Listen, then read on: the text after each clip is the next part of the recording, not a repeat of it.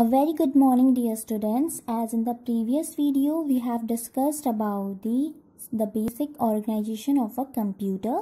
Okay, so we have also learned the types of ROM, that is EPROM, EEPROM, and PROM. Okay, so today we will discuss some differences between EPROM and EEPROM. Okay, now the first difference is the contents can be erased using ultraviolet rays and then reprogrammed by an EPROM programmer.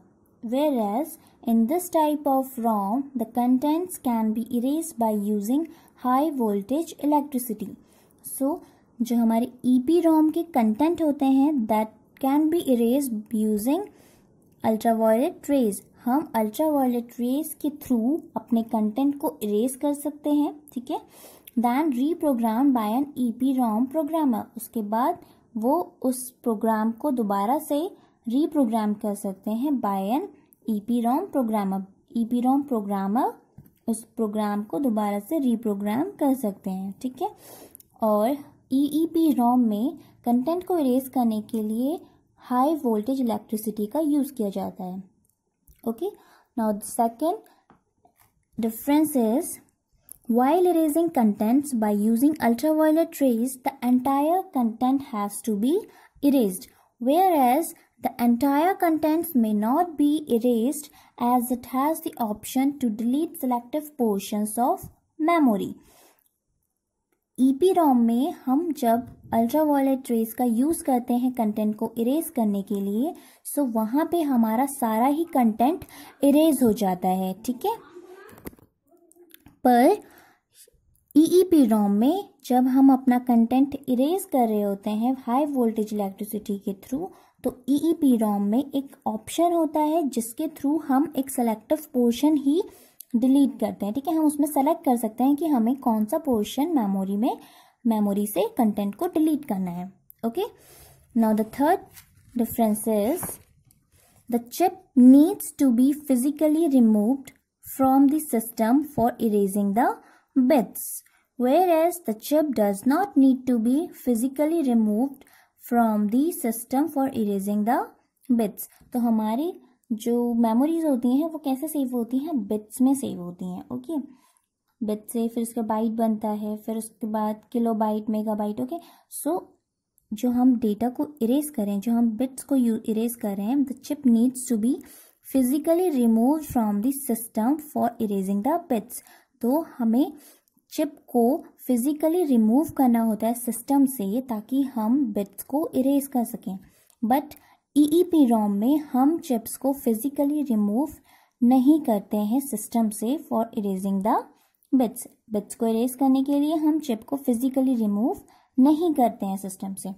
Okay, now there is some special memory that is known as cache memory. So let's read about what is cache memory.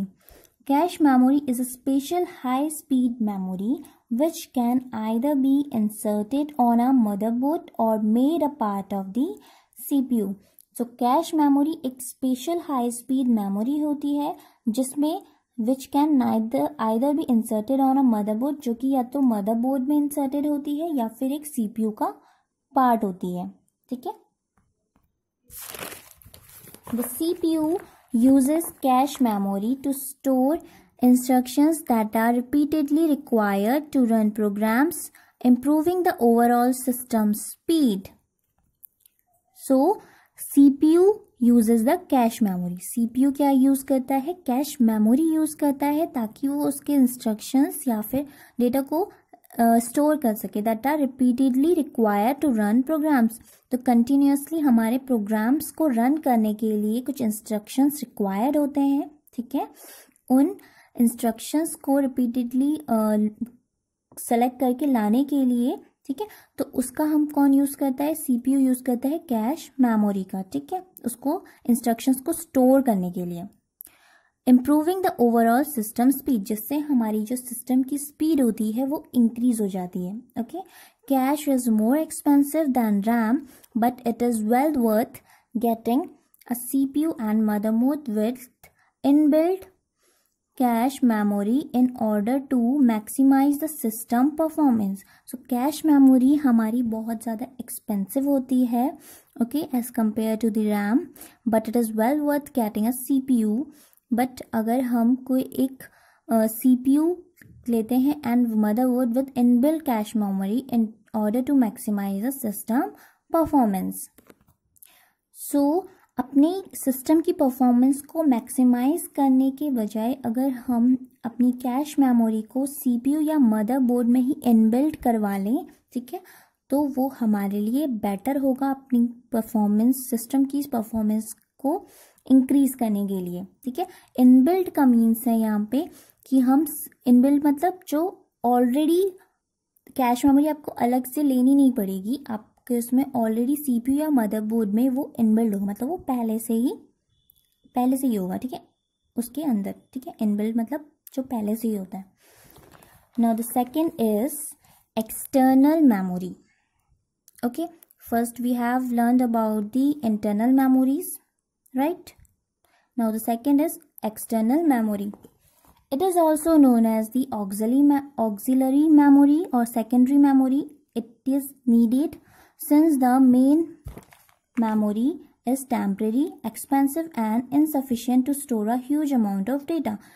External memory को हम auxiliary memory या फिर secondary memory भी कहते हैं, ठीक है। इसका हम यूज़ इसलिए करते हैं क्योंकि हमारी मेन मेमोरी जो होती है वो टेम्परेरी होती है और बहुत ज़्यादा एक्सपेंसिव भी होती है और उसमें हम डेटा ज़्यादा स्टोर नहीं कर सकते, ठीक है।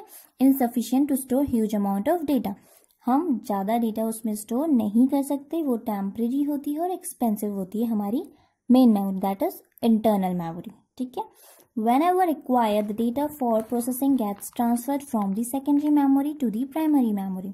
इसीलिए हम अपने डेटा को एक एक्सटर्नल मेमोरी में सेव कर देते हैं, ठीक है, क्योंकि उसमें ज़्यादा अमाउंट का डेटा हम स्टोर नहीं कर सकते, तो हम अपना डेटा जो है वो एक्सटर्नल मेमोरी में सेव कर देते हैं ताकि जब भी हमें रिक्वायर हो, ठीक है, उस डेटा की, तो हम क्या कर सकें, हम ट्रांसफ़र कर सकें secondary memory to the primary memory, secondary memory से प्राइमरी मेमोरी में डेटा को ट्रांसफ़र कर सकें इजीली, ठीक है।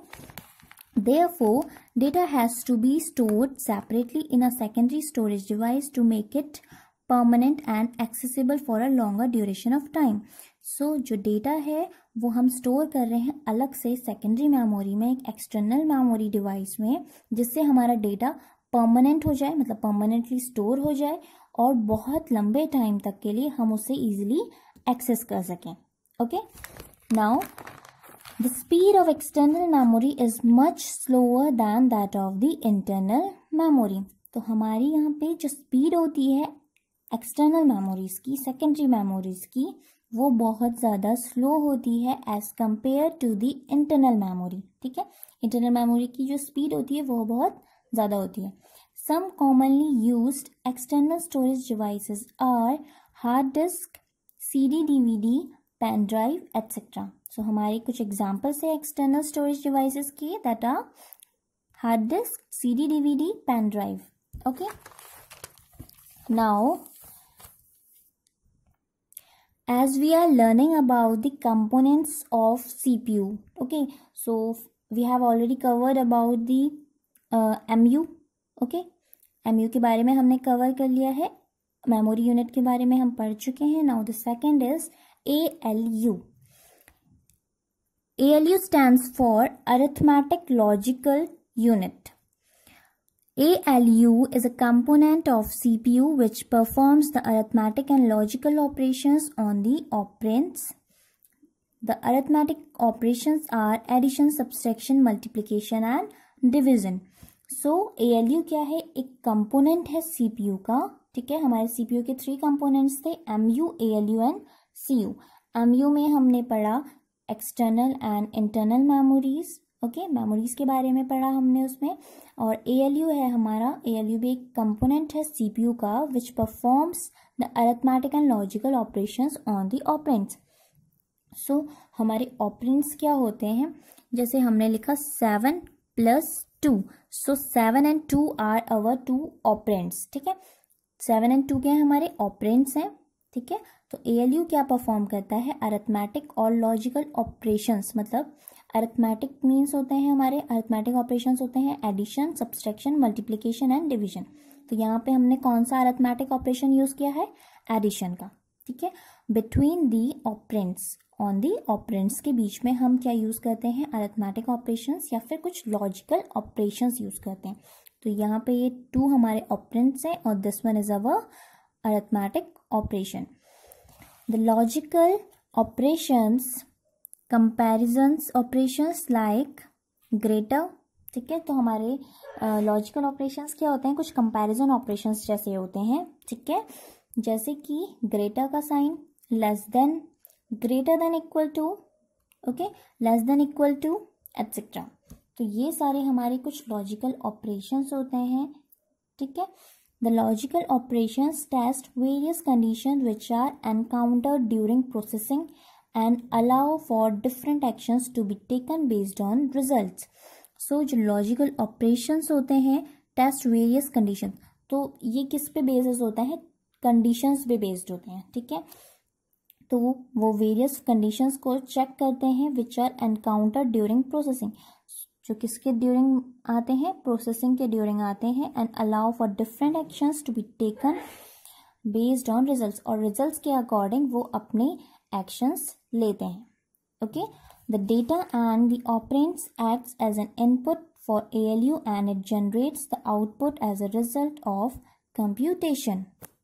सो यहाँ पे जो हम डेटा और ऑपरेंड्स लेते हैं, ठीक है, जो भी डेटा और ऑपरेंड्स होते हैं वो किस तरीके से एक्ट करते हैं, इनपुट की तरह एक्ट करते हैं ALU के लिए, ठीक है। क्योंकि जो हमारी ALU है, ALU में हमारे कुछ डेटा आते हैं, जैसे कि डेटा एंड ऑपरेंड्स, जैसे ये हमारा क्या है, डेटा और ऑपरेंड्स, ठीक है। तो ये क्या करेंगे, ये क्या है हमारे 7 और 2, एक तरफ से हमारा इनपुट है ALU के लिए, ठीक है, and it generates the output as a result of computation. तो फिर उसके बाद ALU एक आउटपुट जनरेट करेगा as a result of computation, ठीक है। रिजल्ट ऑफ कंप्यूटेशन के लिए क्या करेगा, as a result of computation के लिए एक आउटपुट जनरेट करेगा, ठीक है। Now the last is control unit. This is also component of CPU, right? This unit controls the operation of every other component of a computer system. It also controls the transfer of data and instructions among various units of a computer. So, ये unit, this unit क्या control करती है, हमारे सारे operation को control करती है of every other component of a computer system. हमारी कंप्यूटर सिस्टम के जितने भी अदर कंपोनेंट्स होते हैं उन सभी के ऑपरेशंस को कंट्रोल करता है control unit, okay. It also controls the transfer of data and instructions, ये डेटा और इंस्ट्रक्शंस को ट्रांसफर करने के लिए भी कंट्रोल किया जाता है, ठीक है। ये कंट्रोल करता है डेटा ट्रांसफर को, ठीक है, among various units of a computer. किसी भी यूनिट में, कंप्यूटर में अगर हमारा डेटा कहीं से कहीं तक ट्रांसफ़र हो रहा होता है, उस चीज़ को भी कंट्रोल यूनिट कंट्रोल करता है, okay. In order to execute the instruction, in order to execute the instructions, the components of a computer receive signals from the control unit. So जब भी हमें कोई भी instructions को execute करना होता है, ठीक है, the components of a computer receive signals. So जो components होते हैं computers के, ठीक है, वो क्या करते हैं, एक सिग्नल रिसीव करते हैं कंट्रोल यूनिट से, ठीक है। कंट्रोल यूनिट अपने कंपोनेंट्स को क्या करेगा, कंप्यूटर सिस्टम के कंपोनेंट्स को एक सिग्नल सेंड करेगा, जिससे क्या कहते हैं, हमारे इंस्ट्रक्शंस एग्जीक्यूट होंगे, ठीक है। It extracts the instructions from memory, it extracts the instruction from memory, वो मेमोरी से हमारे कुछ इंस्ट्रक्शंस को एक्सट्रैक्ट करेगा, ठीक है, एक्सेस करेगा, इट एक्सट्रैक्ट, डिकोड्स दैम, उसके बाद पहले मेमोरी से इंस्ट्रक्शंस को एक्सट्रैक्ट करेगा, उसके बाद उन्हें डिकोड करेगा, and sends the necessary signals to ALU, और उसका कुछ हमारे नेसेसरी सिग्नल्स ALU को सेंड करेगा to perform the required operation, जिससे हम अपने कुछ जो भी हमारा रिक्वायर्ड ऑपरेशन है, that was anything, subtraction, addition, कुछ भी हो सकता है वो, ठीक है, It is also called the central nervous system of a computer system. It manages all other units. So हम इस सेंट्रल कंट्रोल यूनिट को क्या कहते हैं? सेंट्रल नर्वस सिस्टम भी कहते हैं कंप्यूटर का, क्योंकि यह हमारे सारे कंप्यूटर्स के सारे यूनिट्स को क्या करता है? मैनेज करता है. Okay, so dear students, that's all for today. Further topics we will discuss on the next video. Thank you.